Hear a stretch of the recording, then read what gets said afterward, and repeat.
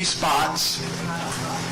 It's so wonderful to gather today on such an important day to remember, but also to look forward. And I thank God, I thank scientific research, and I thank perseverance for the wonderful, safe, and effective vaccines that have allowed us to gather here today. For those who have not been vaccinated, there is a spot for your shot, and you too could win $1 million. All you got to do is get your shot. You know, when I reflect on the day, I think about the Emancipation Proclamation, January 1st, 1863, and how long it took till June 19th, 1865, for troops to finally reach Galveston, Texas, with the news that black people were free. I cannot imagine the struggles that people went through to reach that point. The brave abolitionists, the brave soldiers, and then up until more modern days, the civil rights leaders and freedom fighters. And it's a day today to accept the joy of how far we have come and to accept the challenge of how far we still have to go for racial equality in this state and in this country.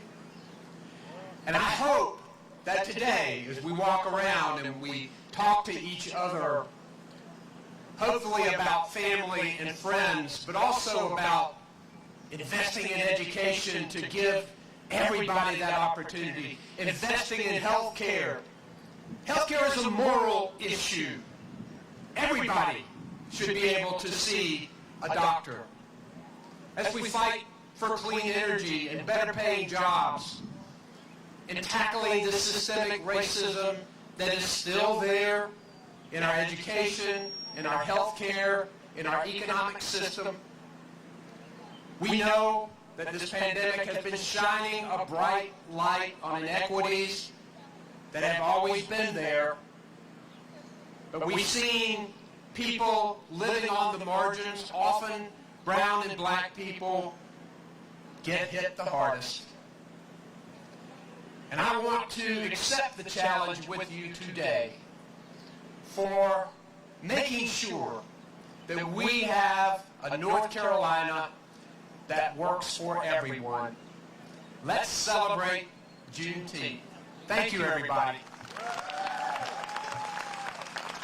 And I think we've got the Mayor of Raleigh, Mary Ann Baldwin. Mayor?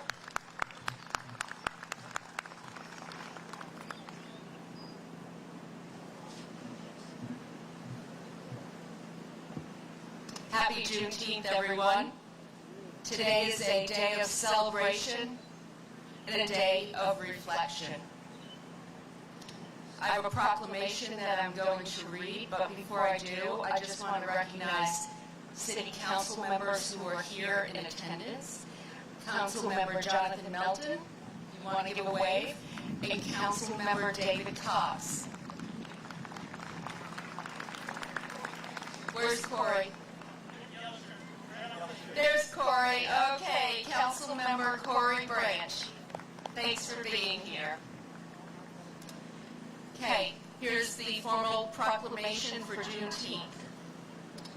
Whereas our country is made up of people from every nation on earth who are declared equal not only in freedom, but also in justice, both of which are essential for a healthy human civilization. And whereas our nation was conceived on July 4th, 1776, with the Declaration of Independence, with the classic statement being, "We hold these truths to be self-evident, that all men are created equal," may I add women to that too, "that they are endowed by their Creator with certain unalienable rights, that among these are life, liberty, and the pursuit of happiness. And whereas on New Year's Day, January 1st, 1863, using his war powers as president, Abraham Lincoln signed the Emancipation Proclamation, providing that all persons held as slaves within any state or designated part of the state shall be then, therefore, and forever free. The Emancipation Proclamation made the permanent abolition of slavery a Union war aim and provided the legal framework for the emancipation of nearly all 4 million slaves as the Union armies advanced. Hearing of the proclamation, many slaves escaped to Union lines as the Army units moved south. And whereas on June 19, 1865, almost 2.5 years later, Major General Gordon Granger arrived in Galveston, Texas, and announced the end of both the Civil War and slavery. And whereas Juneteenth, also known as National Freedom Day, marks the date that word that slavery was illegal in the United States reached all corners of the globe.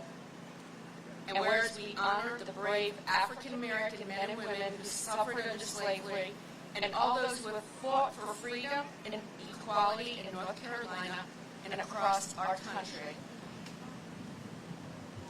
And whereas last year the city of Raleigh officially declared Juneteenth a holiday. Now therefore do I, Mayor Mary Ann Baldwin, hereby proclaim today, June 19th, Juneteenth Day, in the city of Raleigh, and encourage all citizens and residents to recognize the end of slavery and to celebrate the culture and achievements of African Americans within our communities. Happy Juneteenth. Thank you, everyone.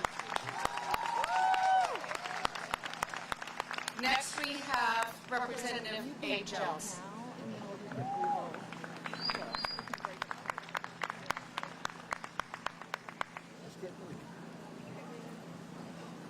Good afternoon, everybody.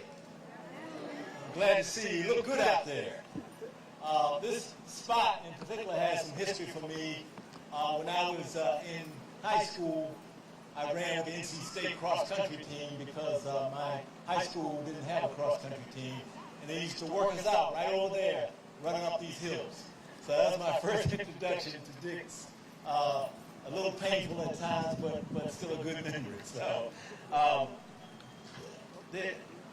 The mayor read some of what I intended to say, but I'm just going to recover a little bit of it. Juneteenth, of course, celebrates June the 19th, 1865, when General Granger went out to Texas and announced freeing the slaves in Texas, and there were 250,000 of them still left out there. The Civil War, as you know, was fought between 1861 and 1865. And Appomattox was on the 9th of April over here in Virginia. And then the actual end of the fighting, though, didn't occur until later in June. But I'm just going to read to you what the proclamation said to the black slaves in Texas. It said, the people of Texas are informed that in accordance with a proclamation from the Executive of the United States, all slaves are free. This involves an